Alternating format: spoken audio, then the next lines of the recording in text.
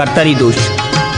लग्न से 12वें मार्गी और द्वितीय में वर की दोनों पाप ग्रह हों तो लग्न में आधे पीछे दोनों ओर से जाने के कारण ये कर्तरी दोष कहलाता है। इसमें विवाह होने से यह कर्तरी दोष वर वधू दोनों के गले पर छुरी चलाने वाला, उनका अनिष्ट करने वाला होता है। ऐसे कर्तरी दोष से युक्त लग्न का परित्याग कर देना चाहिए। लग्न दोष।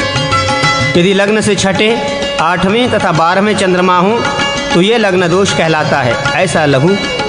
ऐसा लग्न शुभ ग्रहों तथा अन्य संपूर्ण गुणों से युक्त होने पर भी दोष युक्त होता है। वो ग्रह, वो लग्न बृहस्पति और शुक्र से युक्त हो तथा चंद्रमा उच्च, नीच, मित्र या शत्रु राशि में कहीं भी हो तो भी यत्नपूर्वक त्याग देने योग्य है, क्योंकि ये सब गुणों से युक्त होने पर भी वर वधू के लिए घातक कहा गया है। सग्रह दोष। चंद्रमा यदि किसी ग्रह से युक्त हो तो सग्रह दोष होता है। इस दोष में भी विवाह नहीं करना चाहिए। चंद्रमा यदि सूर्य से युक्त हो तो दरिद्रता, मंगल से युक्त हो तो घात अथवा रोग, बुध से युक्त हो तो अनपत्यता, संतान हानि, गुरु से युक्त हो तो दौर्भाग्य, शुक्र से युक्त हो तो पति पत्नी में शत्रुता, शनि से युक्त हो तो प्रवज्या, घर का त्याग, राहु से युक्त हो तो सर्वस्व हानि और केतु से युक्त हो तो कष्ट और दरिद्रता होती है। पाप ग्रह की निंदा और शुभ ग्रहों की प्रशंसा।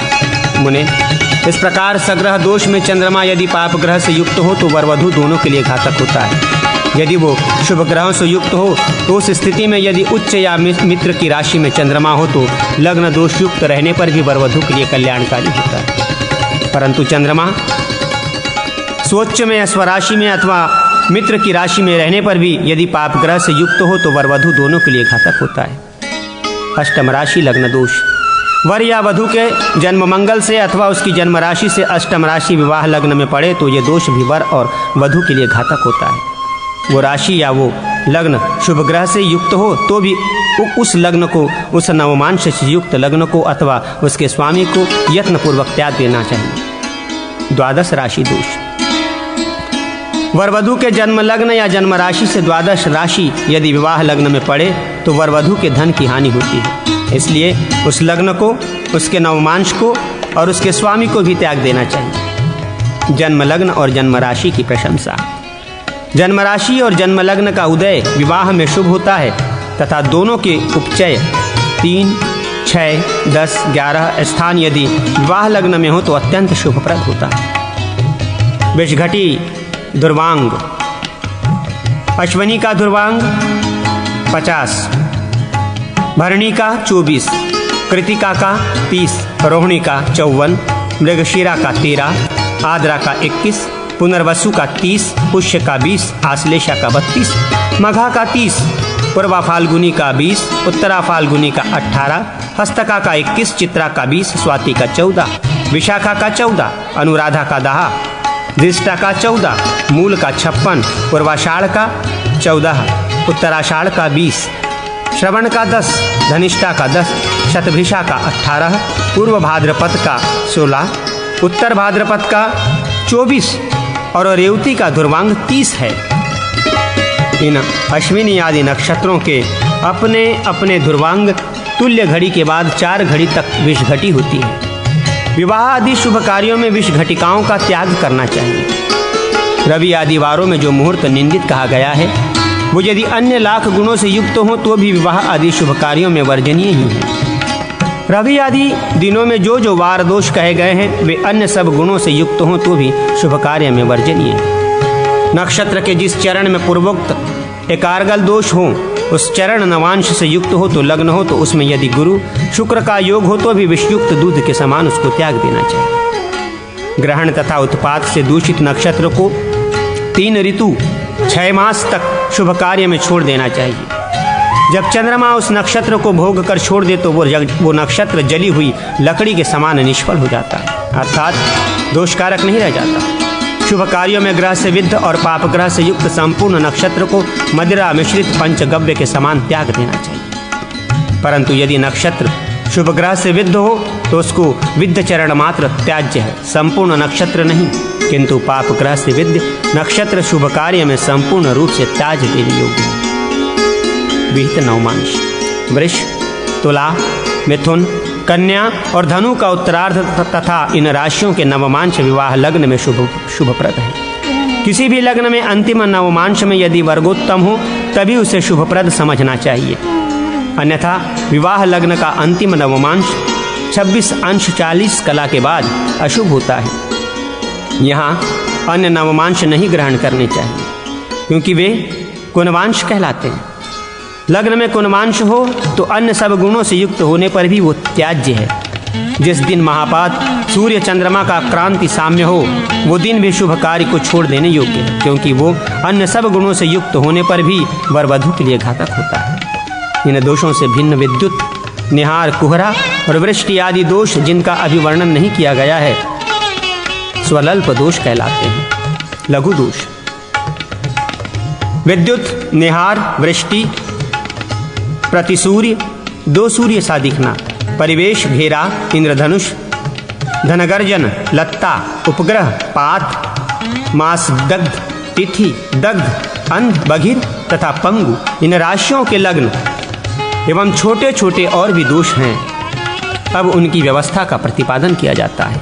विद्युत, बिजली, निहार, कोहरा या पाला, वृष्टि, वर्षा ये यदि असमय में हो तभी दोष समझे जाते हैं। यदि समय पर हो, जैसे जाड़े के दिन में पाला पड़े, वर्षा ऋतु में वर्षा हो तथा सघन मेघ में बिजली चमके तो सब शुभ ही समझे जाते हैं। यदि बृहस्पति, शुक्र अथवा बुध इनमें से एक भी केंद्र में हो तो इन सब दोषों को नष्ट कर देते हैं, इनमें संशय नहीं। पंचशला का वेद 5 रेखाएं पड़ी और 5 रेखाएं खड़ी खींचकर 2-2 रेखाएं कोणों में खींचने बनाने में पंचशला का चक्र बनता है।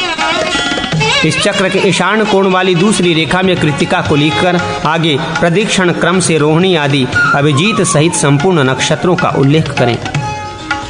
जिस रेखा में ग्रह हो उसी रेखा की दूसरी ओर वाला नक्षत्र विद्य समझा जाता है। लत्ता दोष सूर्य आदि ग्रह क्रमशः अपने आश्रित नक्षत्र से आगे और पीछे 12, 22, 3, 7, 6, 5, 8 तथा 9 दैनिक नक्षत्र को लातों से दूषित करते हैं, इसलिए इनका नाम लत्ता दोष है। पात दोष सूर्य जिस नक्षत्र में हो उससे आश्लेषा, मघा, रेवती, चित्रा, अनुराधा और श्रवण तक की जितनी संख्या हो उतनी ही यदि अश्विनी से दीन नक्षत्र तक गिनने से संख्या हो तो वो नक्षत्र पात दोष से दूषित समझा जाता है। परिहार सौराष्ट्र, काठियावाड़ और शाल्व देश में लत्ता दोष वर्जित है। कलिंग, जगन्नाथपुरी से कृष्णा नदी तक के भूभाग, वंग, बंगाल, वालिक, बलख और कुरूर क्षेत्र देश में पात दोष त्याज्य है। अन्य देशों में ये दोष त्याज्य नहीं है। मास दग्ध तिथि तथा दग्ध लग्न ये मध्य प्रदेश, प्रयाग से पश्चिम, कुरूर से पूर्व, विंध्य और हिमालय के मध्य में वर्जित है। अन्य देशों में दूषित है। पंग, अंध, काण, लग्न तथा मासों में जो शून्य राशियां कही गई हैं वे गौड़, बंगाल से भुवनेश्वर तक तथा मालव, मालवा देश में त्याज्य हैं। अन्य देशों में निंदित नहीं। विशेष अधिक दोषों से दुष्ट काल को तो ब्रह्मा जी भी शुभ नहीं बना सकते, इसलिए जिसमें थोड़ा दोष और अधिक गुण हो ऐसा काल ग्रहण करना चाहिए। वेदी मंडप और इस प्रकार वर वधू के लिए शुभप्रद उत्तम समय में श्रेष्ठ लग्न का निरीक्षण खोज करना चाहिए।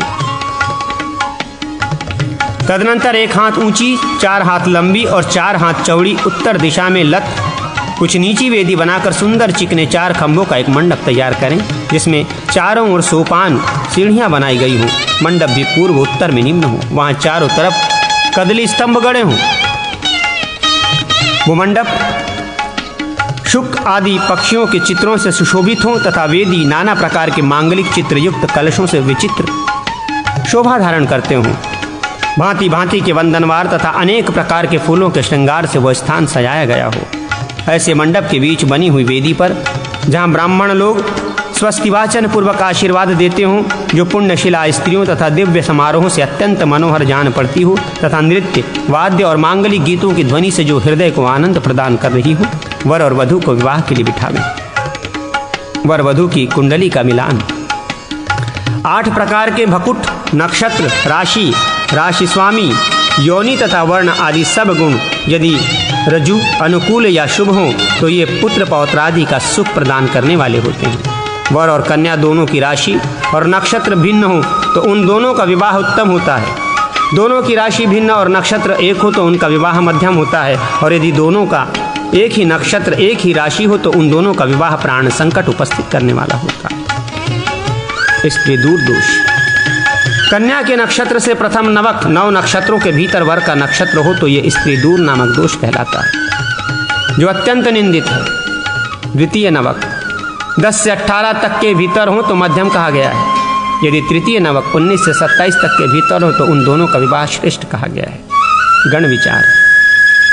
पूर्वा फाल्गुनी, पूर्वाषाढ़, पूर्व भाद्रपद, उत्तरा फाल्गुनी, उत्तराषाढ़, उत्तर भाद्रपद, रोहिणी, भरणी और आद्रा ये नक्षत्र मनुष्यगण हैं। श्रवण, पुनर्वसु, हस्त, स्वाति, रेवती, अनुराधा, अश्विनी, पुष्य और मृगशिरा ये देवगण हैं तथा मघा, चित्रा, विशाखा, कृतिका, ज्येष्ठा, धनिष्ठा, शतभिषा, मूल और आश्लेषा ये नक्षत्र राक्षसगण हैं। यदि वर और कन्या के नक्षत्र किसी एक ही गण में हो तो दोनों में परस्पर सब प्रकार से प्रेम बढ़ता है। यदि एक का गण मनुष्यगण और दूसरे का देवगण हो तो दोनों में मध्यम प्रेम होता है तथा यदि एक का राक्षसगण और दूसरे का देवगण या मनुष्यगण हो तो वर वधु दोनों को मृत्यु तुल्य क्लेश प्राप्त होता है। राशि। वर और कन्या की राशियों को परस्पर गिनने से यदि वे 6ठी और 8वीं संख्या में पड़ती हों तो दोनों के लिए घातक हैं। यदि 5वीं और 9वीं संख्या में हो तो संतान की हानि होती है। यदि दूसरी और 12वीं संख्या में हो तो वर वधु दोनों निर्धन होते हैं। इससे भिन्न संख्या में हो तो दोनों में परस्पर प्रेम होता है। परिहार। द्विदाशक और 9 पंचक 9 5 दोष में यदि दोनों की राशियां एक ही स्वामी हो तथा दोनों की राशि स्वामियों में मित्रता हो तो विवाह शुभ कहा गया है। परंतु षष्टक 6 8 में दोनों के स्वामी एक होने पर भी विवाह शुभदायक नहीं होता। योनिकुट। अश्व, गज, 2 गज, 3 मेष, 4 सर्प, 5 सर्प, 6 श्वान, 7 मार्जार, 8 मेष, 9 मार्जार, 10 मूषक, 11 मूषक, 12 गौ, 13 मनिष, 14 व्याघ्र, 15 महिष, 16 व्याघ्र, 17 मृग, 18 मृग, 19 शान, 20 वानर, 21 नकुल, 22 नकुल, 23 वानर, 24 सिंह, 25 अश्व, 26 सिंह, 27 गौ तथा 28 गज। ये क्रमशः अश्विनी से लेकर रेवती तक अभिजीत सहित 28 नक्षत्रों की योनियां हैं। इनमें श्वान और मृग में नकुल और सर्प में मेष और वानर में, सिंह और गज में, गौ और व्याघ्र में, मूषक और मार्जार में तथा महिष और अश्व में परस्पर भारी शत्रुता होती है। वर्णकूट। मीन, वृश्चिक और कर्क राशि ब्राह्मण वर्ण हैं। इनके बाद वाले क्रमशः क्षत्रिय, वैश्य और शूद्र वर्ण हैं। एक वर्ण के वर और वधु में तो विवाह स्वयं सिद्ध है ही। पुरुष राशि के वर्ण से स्त्री राशि का वर्णहीन हो तो भी विवाह शुभ माना गया है। इससे विपरीत अर्थात पुरुष राशि के वर्ण से स्त्री राशि का वर्ण श्रेष्ठ हो तो अशुभ समझना चाहिए। नाड़ी विचार। 4 चरण वाले नक्षत्र अश्विनी, भरणी, रोहिणी, आद्रा, पुष्य, आश्लेषा, मघा, पूर्वा फाल्गुनी, हस्त, स्वाति, अनुराधा, ज्येष्ठा, मूल, पूर्वाषाढ़, श्रवण, शतभिषा, उत्तर भाद्रपद, रेवती में उत्पन्न कन्या के लिए अश्विनी से आरंभ करके रेवती तक 3 पर्वों पर क्रम उत्कर्म से गिन कर नाड़ी समझें।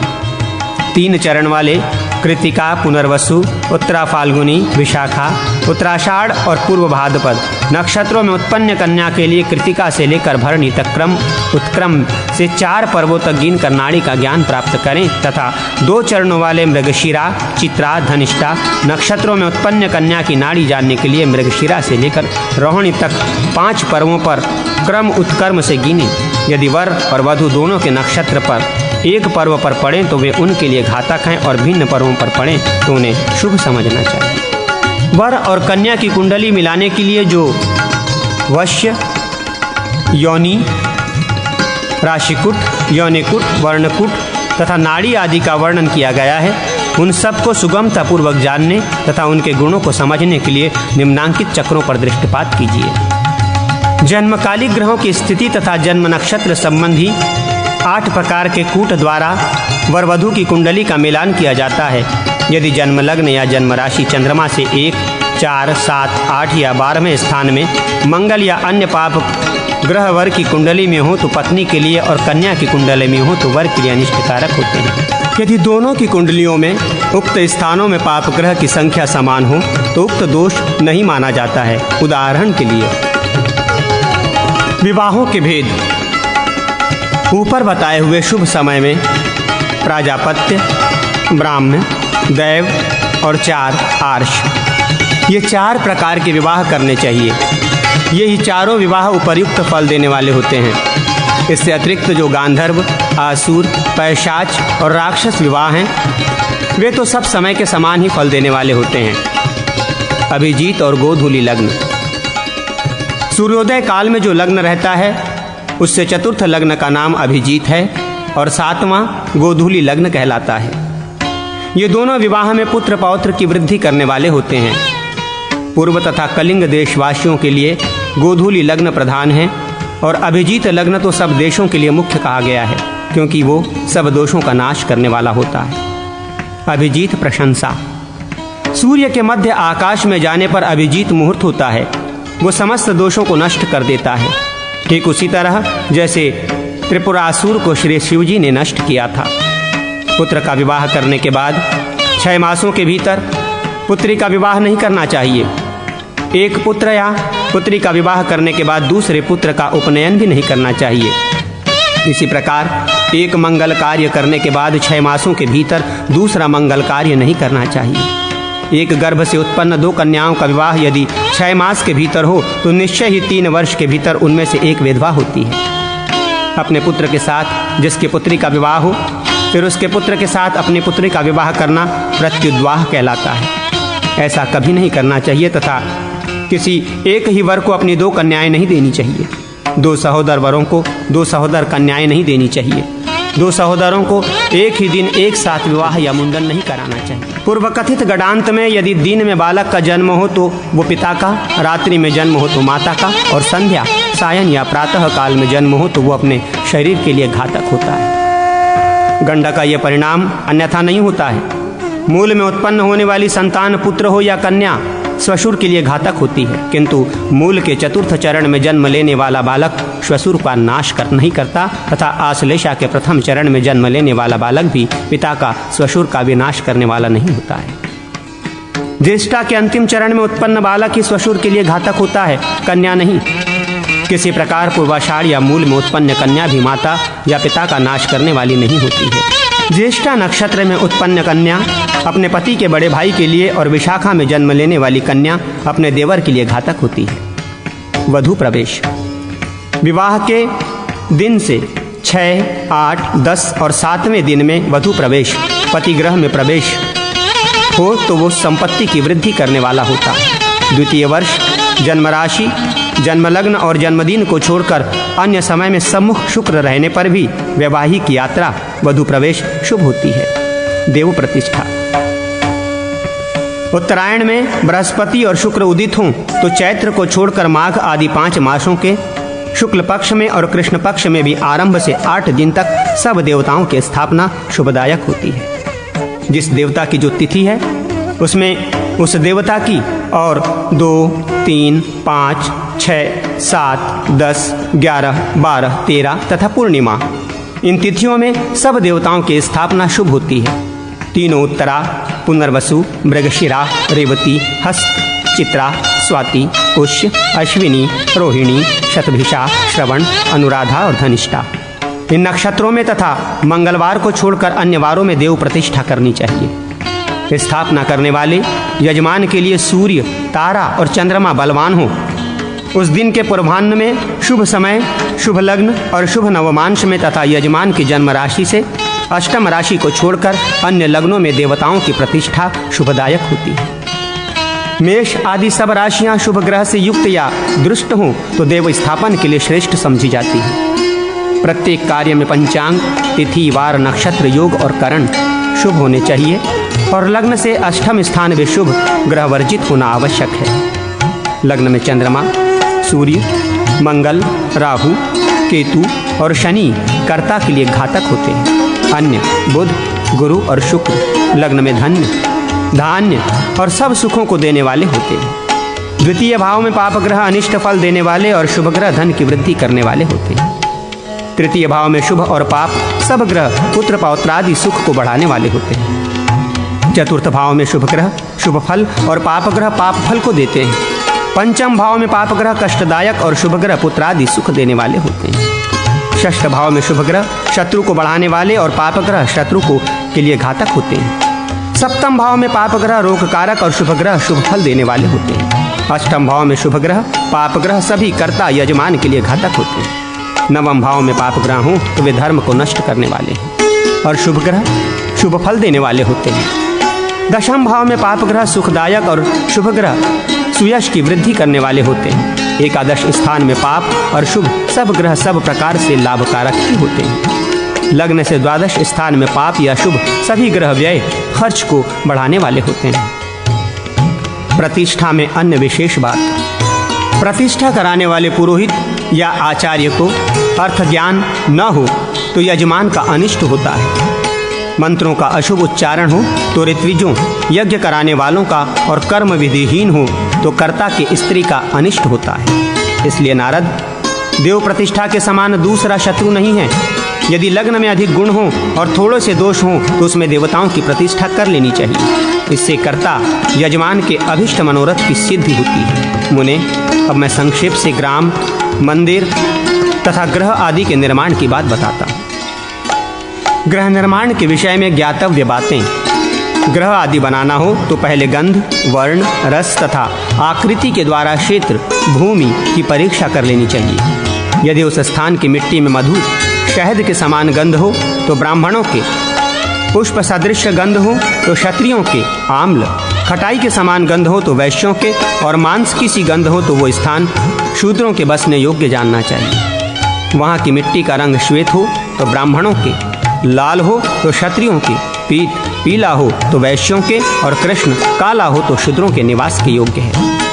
यदि वहाँ की मिट्टी का स्वाद मधुर हो तो ब्राह्मणों के, कड़वा मिर्च के समान हो तो क्षत्रियों के, तिक्त हो तो वैश्यों के और कसैला स्वाद हो तो उस स्थान को शूद्रों के निवास करने योग्य समझना चाहिए। ईशान, पूर्व और उत्तर दिशा में प्लव, नीची भूमि सबके लिए अत्यंत वृद्धि देने वाली होती है। अन्य दिशाओं में प्लव, नीची भूमि सबके लिए हानि करने वाली होती है। ग्रह भूमि परीक्षा, जिस स्थान में घर बनाना हो वहाँ अरित्री कोहनी से कनिष्ठा अंगुली तक के बराबर लंबाई, चौड़ाई और गहराई करके कुंड बनावे। फिर उसे उसी खोदी हुई मिट्टी से भरें। यदि भरने से मिट्टी शेष बच जाए तो उस स्थान में वास करने से संपत्ति की वृद्धि होती है। यदि मिट्टी कम हो जाए तो वहाँ रहने से संपत्ति की हानि होती है। यदि सारी मिट्टी वो कुंड भर जाए तो मध्यम फल समझना चाहिए। अथवा उसी प्रकार अरित्री के माप का कुंड बनाकर सायंकाल उसको जल से पूरित कर दें और प्रातःकाल देखें। यदि कुंड में जल अवशिष्ट हो तो उस स्थान में वृद्धि होगी। यदि कीचड़, गीली मिट्टी ही बची रहे तो मध्यम फल है, और यदि कुंड की भूमि में दरार पड़ गई हो तो उस स्थान में वास करने से हानि होगी। मुने, इस प्रकार निवास करने योग्य स्थान की भली भांति परीक्षा करके उक्त लक्षण युक्त भूमि में दिक्साधन दिशाओं का ज्ञान करने के लिए समतल भूमि में वृत्त, गोल रेखा बनावे। वृत्त के मध्य भाग में द्वादशांगुल शंकु, 12 विभाग या पर्व से युक्त एक सीधी लकड़ी की स्थापना करें और दिक् साधना विधि से दिशाओं का ज्ञान करें। फिर कर्ता के नाम के अनुसार षड्वर्ग शुद्र क्षेत्रफल, वास्तु भूमि की लंबाई चौड़ाई का गुणनफल ठीक करके अभिष्ट लंबाई चौड़ाई के बराबर दिशा साधित रेखा अनुसार चतुर्भुज बनावे। उस चतुर्भुज रेखा मार्ग पर सुंदर प्राकार चार दीवारी बनावे। लंबाई और चौड़ाई में पूर्व आदि चारों दिशाओं में 8 द्वार के भाग होते हैं। प्रदक्षिणा क्रम से उनके निम्नांकित फल हैं, जैसे पूर्व भाग में उत्तर से दक्षिण तक 1 हानि, 2 निर्धनता, 3 धन लाभ, 4 राज सम्मान, 5 बहुत धन, 6 अति चोरी, 7 अति क्रोध तथा 8 भय। ये क्रमशः 8 द्वारों के फल हैं। दक्षिण दिशा में क्रमशः 1 मरण, 2 बंधन, 3 भय, 4 धन लाभ, 5 धन वृद्धि, 6 निर्भयता, 7 व्याधि भय तथा 8 निर्बलता। ये पूर्व से पश्चिम तक के 8 द्वारों के फल हैं। पश्चिम दिशा में क्रमशः 1 पुत्र हानि, 2 शत्रु वृद्धि, 3 लक्ष्मी प्राप्ति, 4 धन लाभ, 5 सौभाग्य, 6 अति दौर्भाग्य, 7 दुख तथा 8 शोक। ये दक्षिण से उत्तर तक के 8 द्वारों के फल हैं। इसी प्रकार उत्तर दिशा में पश्चिम से पूर्व तक 1 स्त्री हानि, 2 निर्बलता, 3 हानि, 4 धान्य लाभ, 5 धनागम, 6 संपत्ति वृद्धि, 7 भय तथा 8 रोग। ये क्रमशः 8 द्वारों के फल हैं। इसी तरह पूर्व आदि दिशाओं के ग्रहादि में भी द्वार और उसके फल समझने चाहिए। द्वार का जितना विस्तार चौड़ाई हो उससे दोगुनी ऊंची किवाड़ें बनाकर उन्हें घर में चहारदीवारी के दक्षिण या पश्चिम भाग में लगावें। चहारदीवारी के भीतर जितनी भूमि हो उसके 81 पद समान खंड बनावें। उनके बीच में 9 खंडों में ब्रह्मा का स्थान समझें। ये गृह निर्माण में अत्यंत निंदित है। चहारदीवारी से मिले हुए जो चारों ओर के 32 भाग हैं वे पिशाचांश कहलाते हैं। उनमें घर बनाना दुख, शोक और भय देने वाला होता है। शेष अंशों पदों में घर बनाए जाएं तो पुत्र, पौत्र और धन की वृद्धि करने वाले होते हैं। वास्तु भूमि की दिशा विदिशाओं की रेखा वास्तु की शिरा कहलाती है। एवं ब्रह्म भाग, पिशाच भाग तथा शिरा का जहाँ जहाँ योग हो वहाँ वहाँ वास्तु की मर्म संधि समझनी चाहिए। वो मर्म संधि ग्रहारंभ तथा गृह प्रवेश में अनिष्टकारक समझी जाती है। ग्रहारंभ में प्रशस्त मास मार्गशीर्ष, फाल्गुन, वैशाख, माघ, श्रावण और कार्तिक, ये मास ग्रहारंभ में पुत्र, आरोग्य और धन देने वाले होते हैं। दिशाओं में वर्ग और वर्गेश। पूर्व आदि 8 दिशाओं में क्रमशः अकरादि 8 वर्ग होते हैं।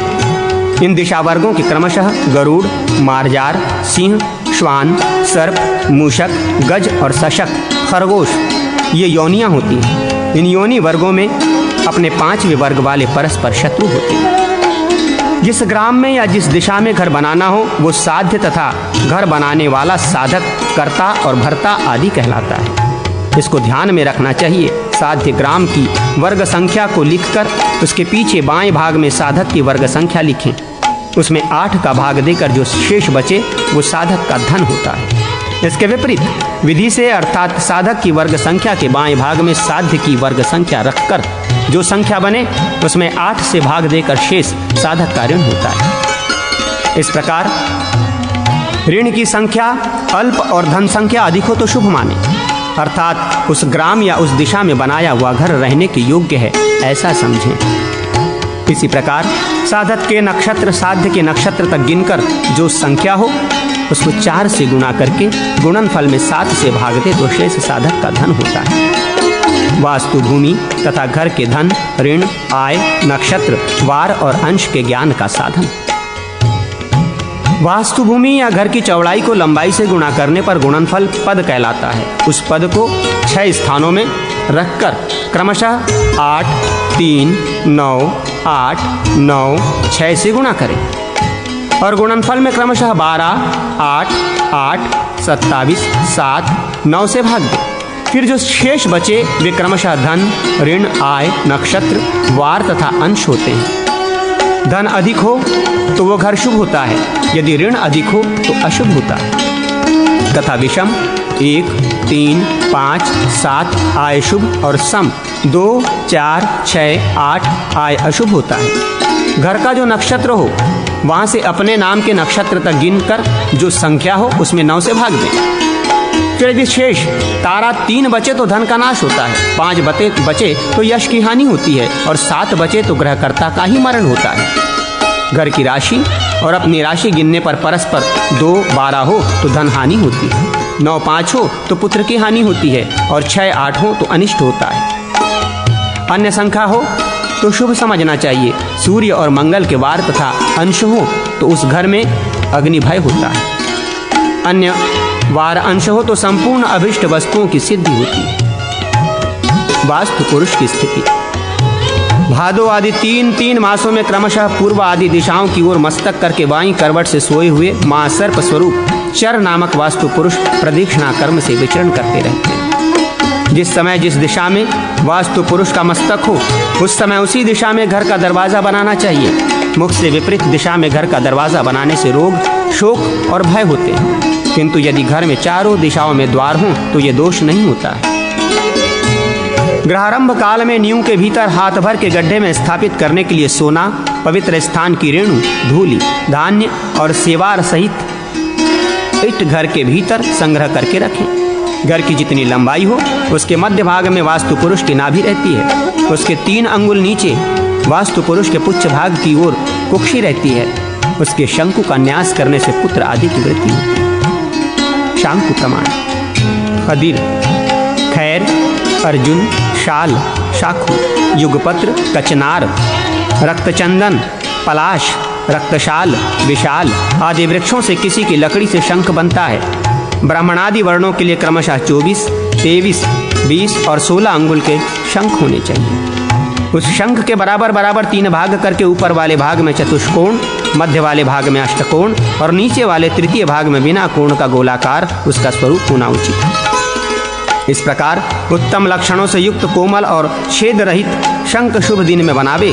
उसको षड्वर्ग द्वारा शुद्ध सूत्रित भूमि, ग्रह क्षेत्र में मृदु, ध्रुव, क्षिप्र संज्ञक नक्षत्रों में अमावस्या, रिक्ता को छोड़कर अन्य तिथियों में रविवार, मंगलवार तथा चर लग्न को छोड़कर अन्य वारों और अन्य स्त्री या द्विस्वभाव लग्नों में जब पाप ग्रह लग्न में न हो, अष्टम स्थान शुद्ध ग्रह रहित हो, शुभ राशि लग्न हो और उसमें शुभ नवमांश हो, उस लग्न में शुभ ग्रह का संयोग या दृष्टि हो, ऐसे समय सुलग्न में ब्राह्मणों द्वारा पुण्याह वाचन कराते हुए मांगलिक वाद्य और सौभाग्यवती स्त्रियों के मंगल गीत आदि के साथ मुहूर्त बताने वाले देवज्ञ, ज्योतिष के विद्वान ब्राह्मण के पूजन सत्कार पूर्वक उक्त स्थान में शंख की स्थापना करें।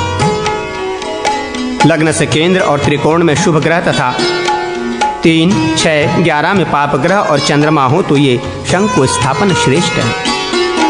घर के 6 भेद होते हैं, एक शाला, द्विशाला, त्रिशाला, चतुर्शाला, सप्तशाला तथा दशशाला। इन 6 शालाओं में से प्रत्येक के 16 भेद होते हैं। इन सब भेदों के नाम क्रमशः इस प्रकार हैं: ध्रुव, धान्य, जय, नंद, खर, कांत, मनोरम, सुमुख, दुर्मुख, क्रूर, शत्रुर, स्वर्णद, क्षय, आक्रंद, विपुल और 16वां विजय नामक ग्रह होता है। 4 अक्षरों के प्रस्तार के भेद से क्रमशः इन ग्रहों की गणना करें। प्रथम 4 गुरु चिन्ह लिखकर उनके प्रथम गुरु के नीचे लघु चिन्ह लिखें। फिर आगे जैसा ऊपर हो उसी प्रकार के गुरु या लघु चिन्ह लिखना चाहिए। फिर उसके नीचे तीसरी पंक्ति में प्रथम गुरु चिन्ह के नीचे लघु चिन्ह लिखकर आगे दाहिने भाग में जैसे ऊपर गुरु या लघु हो वैसा ही चिन्ह लिखें तथा पीछे बाएं भाग में गुरु चिन्ह से पूरा करें। इसी प्रकार पुनः पुनः तब तक लिखता जाए जब तक कि पंक्ति प्रस्तार में सब चिन्ह लघु न हो जाए। इस प्रकार 4 दिशा होने के कारण 4 अक्षरों में 16 भेद होते हैं।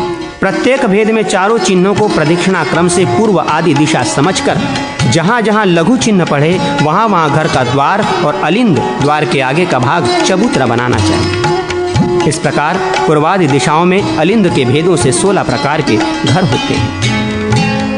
वास्तु भूमि की पूर्व दिशा में स्नान ग्रह, अग्निकोण में पाक ग्रह रसोई घर, दक्षिण में शयन ग्रह, नैऋत्य कोण में शस्त्रागार, पश्चिम में भोजन ग्रह, वायु कोण में धन धान्यादि रखने का घर, उत्तर में देवताओं का ग्रह और ईशान कोण में जल का ग्रह स्थान बनाना चाहिए तथा आग्नेय कोण से आरंभ करके उक्त 2 घरों के बीच क्रमशः मंथन, दूध दही से घृत निकालते का, घृत रखने का, पैखाने का, विद्याभास का, स्त्री सहवास का, औषध का और श्रृंगार की सामग्री रखने का घर बनाना शुभ कहा गया है। अतः इन सब घरों में उन सब वस्तुओं को रखना चाहिए। आयों के नाम और दिशा। पूर्वादि 8 दिशाओं में क्रम से ध्वज, धूम्र, सिंह, श्वान, वृक्ष, खर, गधा, गज और ध्वांश, काक ये 8 आय होते हैं। घर के समीप निंद वृक्ष, पाकर, गूलर, आम, नीम, बहेड़ा तथा कांटे वाले और दुग्ध वाले सब वृक्ष, पीपल, कपित, कैत, अगस्त वृक्ष, सिंधुवार, निर्गुंडी और इमली ये सब वृक्ष घर के समीप निंदित कहे गए हैं। विशेषतः घर के दक्षिण और पश्चिम भाग में ये सब वृक्ष हों तो धन आदि का नाश करने वाले होते हैं। ग्रह प्रमाण। घर के स्तंभ, खंभे घर के पैर होते हैं, इसलिए वे सम संख्या 4, 6, 8 आदि में होने पर ही उत्तम कहे गए हैं, विषम संख्या में नहीं। घर को न तो अधिक ऊंचा ही करना चाहिए न अधिक नीचा ही, इसलिए अपनी इच्छा निर्वाह के अनुसार भित्ति दीवार की ऊंचाई करनी चाहिए। घर के ऊपर जो घर दूसरा मंजिल बनाया जाता है उनमें भी इस प्रकार का विचार करना चाहिए। घरों की ऊंचाई के प्रमाण 8 प्रकार के कहे गए हैं, जिनके नाम क्रमशः इस प्रकार हैं: पांचाल, वैदेह, कौरव, उजन्यक, मागध, शूरसेन, गांधार और 8 आवंतिक। जहाँ घर की ऊंचाई उसकी चौड़ाई से 1.25 गुनी अधिक होती है वो भूतल से ऊपर तक का पांचाल मान कहलाता है। फिर उसी ऊंचाई को उत्तरोत्तर सवागुनी बढ़ाने से वैदेह आदि सब मान होते हैं। इनमें पांचाल मान तो सर्वसाधारण जनों के लिए शुभ है, ब्राह्मणों के लिए आवंतिक मान, क्षत्रियों के लिए गांधार मान तथा वैश्यों के लिए कौजन्य मान है। इस प्रकार ब्राह्मणादि वर्णों के लिए यथोत्तर ग्रहमान समझना चाहिए तथा दूसरे मंजिल और तीसरे मंजिल के मकान में भी पानी का बहाव पहले बताए अनुसार ही बनाना चाहिए। घर में प्रशस्त आय, ध्वज अथवा गज आय में ऊंट और हाथी रखने के लिए घर बनवावें तथा अन्य सब पशुओं के लिए घर भी उसी ध्वज और गज आय में बनाने चाहिए। द्वार, शैया, आसन, छाता और ध्वजा, इन सबों के निर्माण के लिए सिंह वृष अथवा ध्वज आय होने चाहिए। अब मैं नूतन ग्रह में प्रवेश के लिए वास्तु पूजा की विधि बताता हूँ। घर के मध्य भाग में तंदुल, चावल एवं पूर्व से पश्चिम की ओर एक एक हाथ लंबी 10 रेखाएं खींचे, फिर उत्तर से दक्षिण की ओर भी उतनी ही लंबी चौड़ी 10 रेखाएं बनावे। इस प्रकार उसमें बराबर बराबर 81 पद कोष्ठ होते हैं। उनमें आगे बताए जाने वाले 45 देवताओं का यथोक्त स्थान में नामोल्लेख करें। 32 देवता 12 प्रांत के कोष्ठों में और 13 देवता भीतर पूजनीय होते हैं। उन 45 देवताओं के स्थान और नाम का क्रमशः वर्णन करता हूँ। किनारे के 32 कोष्ठों में ईशान कोण से आरंभ करके क्रमशः 32 देवता पूज्य हैं। इनके नाम इस प्रकार हैं। कृपिट योनि अग्नि 1, पर्जन्य 2, जयंत 3, इंद्र 4, सूर्य 5, सत्य 6, वृष 7, आकाश 8, वायु 9, उषा 10, अनृत वितत 11, ग्रक्षत 12, यम 13, गंधर्व 14, भृंगराज 15, मृग 16, पीतर 17, दव्वारिक 18, सुग्रीव 19, पुष्पदंत 20, वरुण 21, असुर 22, शेष 23, राजयक्षमा 24, रोग 25, अहि 26, मुख्य 27, भल्लाट 28, सोम 29, सर्प 30, अदिति 31 और दीति 32। ये चारों किनारों के देवता हैं। ईशान, अग्नि, नैऋत्य और वायु कोण के देवों के समीप क्रमशः आप 33, सावित्र 34, जय 35 तथा रुद्र 36 के पद हैं। ब्रह्मा के चारों ओर पूर्व 8 दिशाओं में क्रमशः अर्यमा 37, सविता 38, विवस्वान 39, विदुधाविप 40, मित्र 41, राजयक्षमा 42, पृथ्वीधर 43, आपवत्स 44 और मध्य के 9 पदों में 45 ब्रह्मा जी को स्थापित करना चाहिए। इस प्रकार सब पदों में ये 45 देवता पूजनीय होते हैं। जैसे ईशान कोण में आपवत्स, पर्जन्य, अग्नि और दिति ये 5 देव एक पद होते हैं, उसी प्रकार अन्य कोणों के 5-5 देवता भी एक पद के भागी हैं। अन्य जो बाह्य पंक्ति के जयंत, इंद्र आदि 20 देवता हैं, वे सब द्विपद 2-2 पदों के भागी हैं तथा ब्रह्मा से पूर्व, दक्षिण, पश्चिम और उत्तर दिशा में जो अर्यमा, विवस्वान, मित्र और पृथ्वीधर ये 4 देवता हैं, वे त्रिपद 3-3 पदों के भागी हैं। अतः वास्तु विधि के ज्ञाता विद्वान पुरुष को चाहिए कि ब्रह्मा जी सहित इन एक पद, द्विपद तथा त्रिपद देवताओं का वास्तु मंत्रों द्वारा दुर्वा, दही, अक्षत, फूल, चंदन, धूप, दीप और नैवेद्यादि से विधिवत पूजन करें अथवा ब्रह्म मंत्र से आह्वानादि षोडश या 5 उपचारों द्वारा इन्हें 2 श्वेत वस्त्र समर्पित करें। नैवेद्य में 3 प्रकार के भक्ष्य, भोज्य, लेह, अन्न, मांगलिक गीत और वाद्य के साथ अर्पण करें। अंत में तांबुल, पान, सुपारी अर्पण करके वास्तु पुरुष की इस प्रकार प्रार्थना करें। भूमि शैया पर शयन करने वाले वास्तु पुरुष, आपको मेरा नमस्कार है। प्रभु, आप मेरे घर को धन धान्य आदि से संपन्न कीजिए। इस प्रकार प्रार्थना करके देवता के समक्ष पूजा करने कराने वाले पुरोहित को यथाशक्ति दक्षिणा देकर अपनी शक्ति के अनुसार ब्राह्मणों को भोजन कराकर उन्हें भी दक्षिणा दें।